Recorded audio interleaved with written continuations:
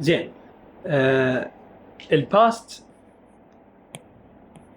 بيرفكت سمبل، الماضي التام البسيط.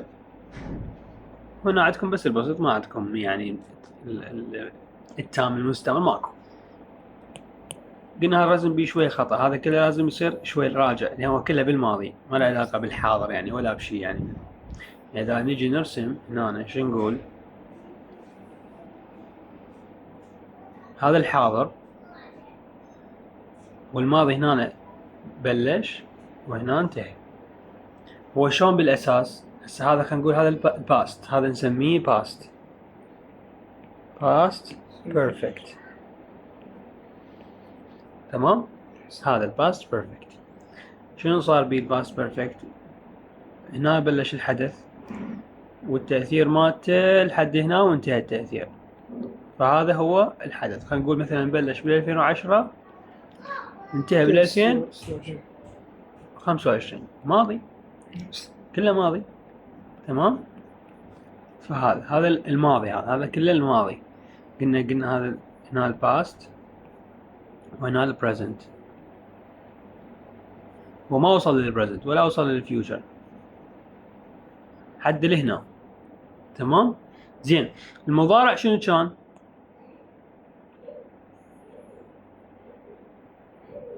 المضارع كان حدث بلش بالزمن الماضي وشنو وانتهى، لكن شنو تأثيره؟ ظل إلى زمن التكلم. تمام؟ فالتأثير بالمضارع التام واصل لهنا، يعني فد حدث صار خلينا نقول بال 2010 وظل حد سنة 2026. تمام؟ لهنا باقي هذا، فهذا الحدث باقي لهنا. هذا شنو اسمه؟ هذا اسمه present perfect. تمام؟ هاي بي وياها المهم. لو كنا هسه احنا بسنة ال 25 على فرض. تمام؟ نفترض فرضية هسه احنا بيا سنة 26. لا بال 25 احنا بس على فرض احنا بمن؟ بال 25 على فرض يعني. فالحكي بلش بلش بال 2010 وظل لل 2005 اللي احنا بيها حاليا على فرض يعني. تمام؟ ورا سنة مثل ما صار هسه حاليا صارت شنو بيا سنة احنا؟ ب 26. فال 25 شنو صارت؟ ماضي. يعني مثلا صبغنا الغرفة بال 2010 لحد ال 2025 هو التأثير باقي، بعدين صبغناها من جديد فالتأثير انتهى، صار صبغ جديد. تمام؟ فصارت الفعل والتأثير مالته كله بالماضي بهالشكل هذا. الحكي كله ما يفيدني، اللي يفيدنا هذا بسيطات سهلات سريعات. yesterday ظروف مالته، واللاست واخوانها والاجو اللي هنا لاست week month year Sunday Monday Friday الى اخره. الاجو تيجي قبلها 3 days ago 3 ايام مضت، 4 years 4 سنوات مضت، 1 second ago قبل ثانية واحدة، ماضي هذا. تمام؟ كله ماضي. او قلنا اليسترداي معناها امس، هاي كلها دلالات على الماضي. حالة المثبت الافيرماتيف subject هو فاعل زائد had تصريف ثالث تكملة. بالنفي subject had not تصريف ثالث تكملة. بالسؤال يعني اقدم الهاد والفاعل subject وراه تصريف ثالث تكملة وعلامة السؤال. إذا أجن عندي how many how long what when where which قدمه ببداية السؤال. واضح؟ هذا كل ما يخص التام. سهل؟ زين. عندنا هنا الأسئلة، هاي أسئلة هيك مو وزاريات، هذا هيك. الأسئلة الوزارية ما تجي بهالشكل، هسه أعلمك شلون تجي. لكن هذا مجرد أسئلة توضيحية. سوي لي إياها باست بيرفكت حبوبي عبودي. سمبل؟ بيها نوت؟ ما بيها نوت، فراح أطبق السمبل. أنزل شنو؟ هي. شنو تاخذ؟ هاد. والجو شو يصير؟ gone. والتكملة to the restaurant. ماشي ماشي. دائما اكتب القاعدة أفضل. هسه هاي صح حليتها بس يفضل بحالة المثبت. يفضل اكتب القاعدة. هسه بحالة النفي. بالنفي هنا شلون عرفتها؟ بالنفي وتام. بيها نوت. اكتب القاعدة شو تقول؟ فاعل زائد هاد زائد نوت تصريف زائد ثالث. تصريف ثالث. أطبق على القاعدة، الفاعل يا هو هذا شي، وراها شنو عندي؟ هاد. هاد، وراها النوت، وراها تصريف Eaten. ثالث مال ايت، eaten. ايتن، والتكملة تنزل. يفضل دائما اكتب القاعدة، يفضل دائما. هاي السؤال مثلا هاي بي question. أهم سؤال يريد. شو يصير؟ سؤال أنزل هاد الهاد، they ذي تنزل، والريد اللي هي read. ريد نفسها ريد. سؤال تكملة وعلامة السؤال. very nice stories وعلامة السؤال. واضح؟ نعم. واضح. زين، عندنا موضوع ثاني شو يقول؟ يقول الاختلاف بين المضارع التام البسيط والماضي البسيط. شنو الاختلاف بيناتهم؟ امس يمكن شرحناه. باوع، خلينا نرسم. قلنا هذا المضارع اللي احنا بيه الحاضر، خلينا نقول البريزنت، تمام، وهذا الباست وهذا الفيوتشر، تمام. اذا اريد احكي على الباست سمبل، فهو حدث حصل في الزمن الماضي وانتهى.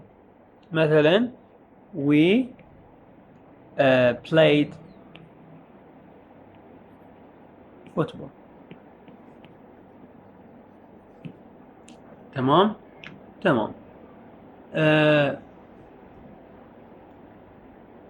مثلا I had my haircut. الماضي هذا، نعم. مو دبل هاد وحدة هاد، تمام. هو فعل حصل في الزمن الماضي واحنا لعبنا طوبة، لعبنا وخلص. انا شنو قصيت شعري، حصلت عليه قصة شعر وانتهي خلص. جوز حتى طار شعري ما ادري، تمام. اذا اريد اخلي له ظروف، مثلا اقول in 2010 مثلا لا، مثلا month ago، تمام، a week ago، قبل اسبوع. هسه حتى طال شعري، صح ولا مو صح؟ صحيح. هذا we played football، خلينا نقول yesterday.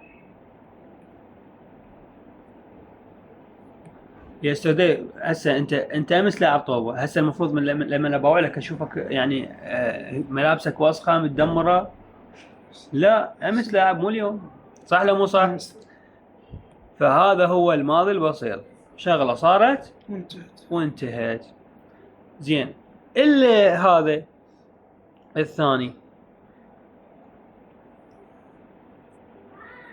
التام، حدث حصل في الزمن الماضي وانتهى، لكن تأثيره استمر إلى زمن التكلم. زين، هذا يا موضوع البريزنت بيرفكت. زين يابا، حدث حصل في الزمن الماضي وتأثيره استمر إلى زمن التكلم، يعني شنو؟ طبعا هذا نفس الباست، البريزنت، والفيوتشر، تمام. يعني نفس الجمل راح اكتب لك اياها. هسه مو عندنا وي بلايد فوتبول، ايش راح تصير وي بلايد فوتبول؟ وي هاد هذا بريزنت، هاف is played فوتبول. نفس الثانية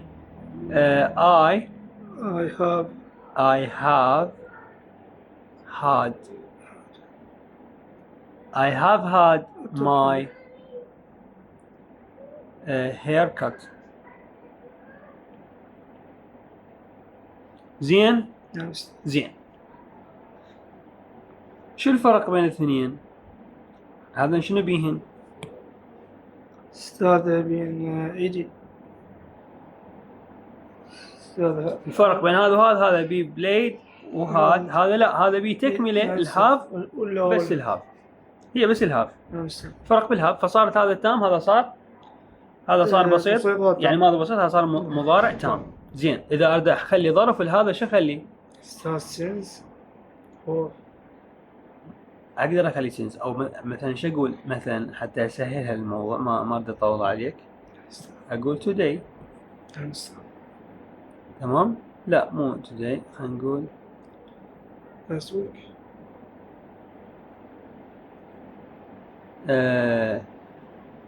مثلا this morning. تمام؟ Yes.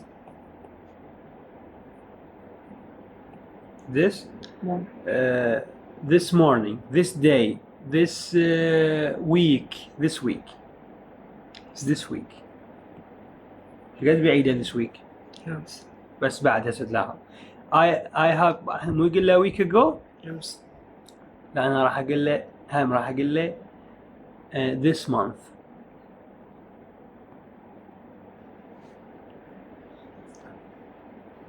على الرغم من أنه هذه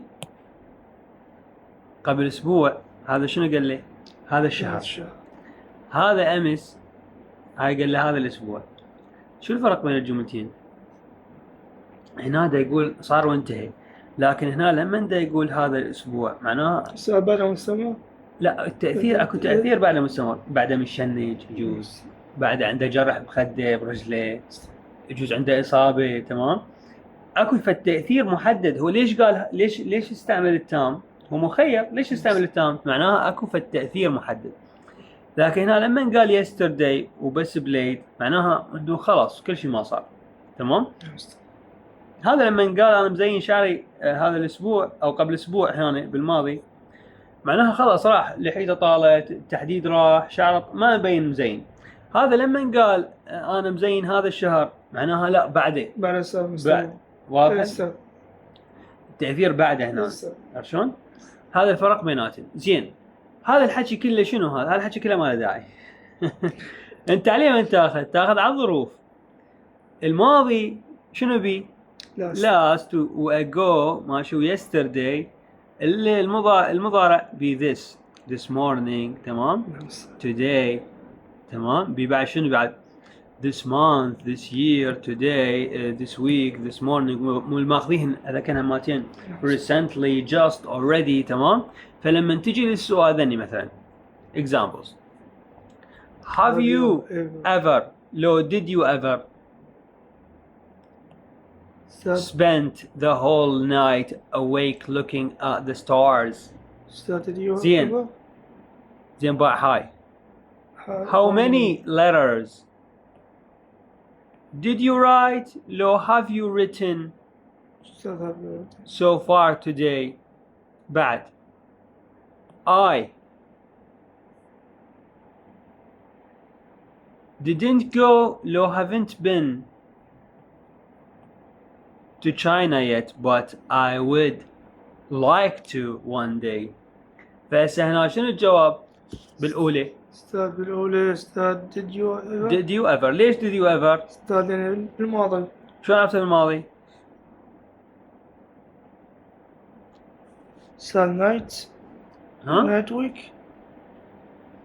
أنت شو تقول؟ أستاذ عندنا ever تدل على الماضي صح؟ أستاذ مقتنع أنت؟ ever تدل على من؟ على الهذا وليس على الماضي مالتك اللي اختاريته أنت. واضحة؟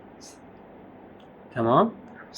ثانية did you write لو have you written. أستاذ have you written. ليش have you written؟ أستاذ بيها day. بيها today. have you written. تمام؟ وبالتالي هذه ما لها داعي. زين didn't go لو haven't been. أستاذ haven't been. ليش؟ أستاذ نيت. عافية عندنا يت. فهذا اللي شرحناه كله ما له داعي، مجرد مسألة ظروف، لكن فهمت شو الفرق بيناتهم. واضحة؟ وعندنا سؤال أيضا سبق وأخذناه هنا أعتقد. هذا مثلا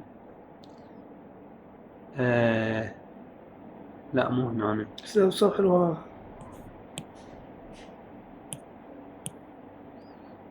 هذا شوفه. لا مو هذا نفس الشيء. بصفحة اللي بصورة ثانية. اكو سؤال هنا أنا قلت لك عليه مو تتذكره. هذا أستاذ هذا شوف هذا حتى هذا شرحت لك انا بس بهذا نفسه بين الماضي والش اسمه. يقول لك شوف هسه هنا يقول لك you look nice شكلك حلو انت.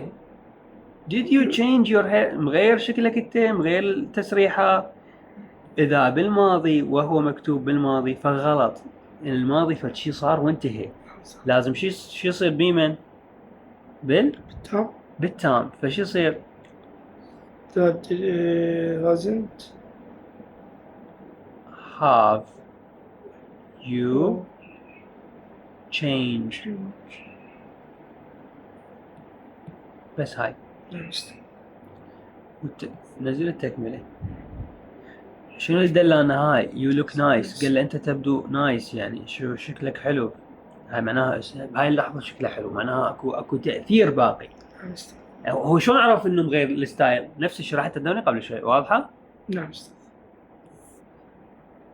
هاي غلاف مال ملزمة ثبت طبعا غير مسوي. واضحة هاي. أستاذ. زين عندك موضوع لا واخير الربط بيناتهم. تمام. عندك موضوع الربط راح تربط بين الماضي البسيط والماضي التام. واحد من عندهن وش الفرق بيناتهن؟ هذا الربط حدث صار بحث. شوف الفائدة من الربط شنو؟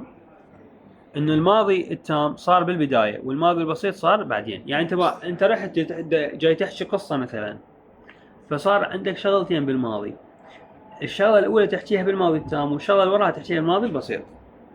ماشي؟ نعم أستاذ. مثلا تكلمت مع الأستاذ وخرجت من الصف. تكلمت مع الأستاذ حدث بالماضي. انت من صار أول؟ حكيت وياه لو خرجت من الصف منطقيا حكيت وياه بعدين طلعت. فلما تجي تحكيها بالإنجليزي راح تقول الأول بالتام والثاني بالبسيط وهكذا. هاي الاختصار يعني. نستخدم التام. المن تستخدم التام؟ أستاذ الحدث الأول اللي في الماضي عندما يكون هناك فعلان أو أكثر في الماضي في الجملة. الفعل الأول والأقدم حيث الحصول يكون بزمن الماضي التام البسيط والثاني الماضي البسيط. نجي هاي القاعدة عندنا الباست سمبل بالبداية والبرفكت بالنهاية. بالنص شنو عندنا؟ because والآفتر. because وآفتر شنو وراهن؟ تام. إذا أجن بالنص أو بالبداية شنو وراهن؟ تام. دارسين هاي بأدوات الربط الذكي ففهمت القضية. فهنا هذه وين راح يجي بالنهاية. واضحة؟ تمام؟ حتى ما يحتاج نقرأ مثال. عندنا هاي بيها خطأ لين ما عدلتها. طبعا نفس الفورمة مالت المستمر. هنا شو يصير perfect. تمام؟ وهنا أيضا perfect. عدلها يمك بالملزمة بعدين. زين نفس الحكي هنا عندنا البي 4 والوين والسو شنو وراها؟ سمبل. قبلهن بيرفكت. اذا اجن بالبدايه وراهن سمبل وراهن بيرفكت ايضا. تمام. مو كونتينيوس هاي بها خطا مطبعي. ماشي تمام. هسه نجي نحل. راح احل لك وتحل الباقيات. كوريكت. هذا اول شيء صح. لقيت بسيط. اول شيء حتى انت قبل كل شيء قريتها اصلا حاليه. نعم استاذ. بما انه هاي تام فايش راح يصير؟ استاذ بسيط. تمام. استاذ هم البي 4 تاخذ بسيط. اكيد اي. انت هاي هماتين احد الدلالات يعني. فهذا راح يصير بسيط. شنو قاعده بسيط؟ بس قلت لك اكتب لي اياها. مو تجي بس قلت لك اكتب لي اياها. نجي نكتبها هنا حتى خاف واحد من اللي جاي يشوفون الفيديو ما يعرفها. past simple شنو قاعدته؟ فاعل زائد فعل ماضي هو يا اما بالايدي يا اما بالشاذ. فعل ماضي طبعا زائد تكمله. بعد القاعده الثانيه استاذ فاعل زائد استاذ didn't زائد فعل زائد تكمله. مجرد هنا زائد تكمله. والاخيره الديد بالبدايه استاذ زائد فاعل زائد فاعل استاذ فعل مجرد وعلامة السؤال. فعل مجرد وتكمله علامة السؤال. ماشي؟ أنا حل أول وحدة. بالضبط. راح تحل اول وحده هيك شيء خطير يعني. حل لي اول وحده. راح احل لكم اول وحده. هاي الكليجة ام الحلقوم حلوه، ام الجوز مو حلوه. حلوه بس ما ادري شلون. ساق سبي فور. قل لي الحجيه ام التمر دائما اسوي ام التمر. شو أستاذ؟ ساق بي فور.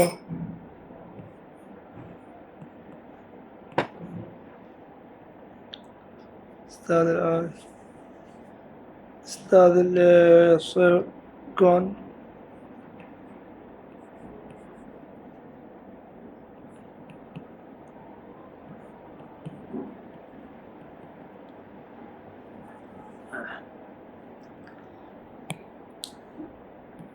النية سليمة لكن الحل خطأ. ليش؟ خليها قاعدة هنا.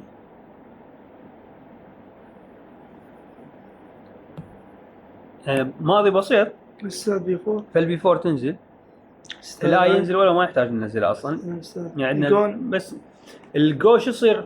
الجو تصير بالتام جون. بالماضي شو تصير؟ تصير وينت. فالحل مالتك وينت والباقي تنزل. واضحة؟ الحين لو تحلين انت صحيح واجب. واجب شنو انك لنا 10 ترى بس. استاذ حل اوكي انا خلي حل بالتصوير هذا بعد كل سهلات. هاي كل مبينه هاي مبينه. هاي مجرد شغله تصاريف يعني. انت ما لك حل هنا. هنا يلا هنا هاي اخذها من هناك وعندك هنا الطابلة روح حل عليها. الحين اللي ولد هنا طبعا هذه حلها يصير هذا ما راح احكي بما انه عندنا هنا وهذا عندنا هاي فهنا راح نختار هاي. زين هنا عندنا هاي اداة الربط فالقبل هي شنو يجي بسيط اللي وراها يجي تام. زين هذا بما انه هي مثبت فذي ما حاجة هي مباشرة راح شو يصير هنا هاد والكلمة فقط هاد. زين هنا عندنا اصلا بسيط وهنا اداة الربط هذه فهذه هو اصلا بس هاي وهذا الفعل يصير هذا احكي لين حتى الزلمه ذاك لا يسمع شنو التصاريف وشنو الكذا. هاي هنا عندنا اداة الربط هذه فالقبله واضح شنو هو فاللي وراه راح يصير والفعل واضح ايضا. زين عندنا هنا اداة الربط هذه اللي وراها واضح شنو يجي فالقبلها شنو راح يصير ايضا راح يكون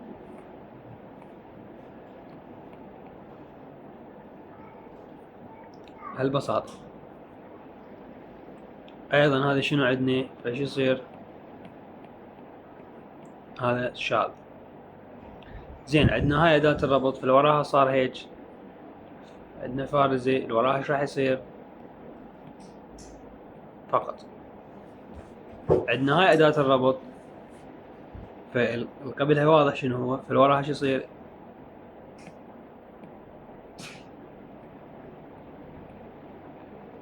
هاي. زين وعندنا اخر واحد هاي يريدن اثنيناتهم ماشي فهنا سبحان الله نفس هذا فهنا راح يصير فقط بهاي هاي تنزل فارزة وهنا ياخذ هذا والوراها هاي هيك وراها شو يصير تصريف ثالث هيك جدا عادي يصير هيك يعني لا تنصدمون. وبهالطريقة خلصنا حل. لا تباوع انت حضرت هاي المحاضرة خلصت.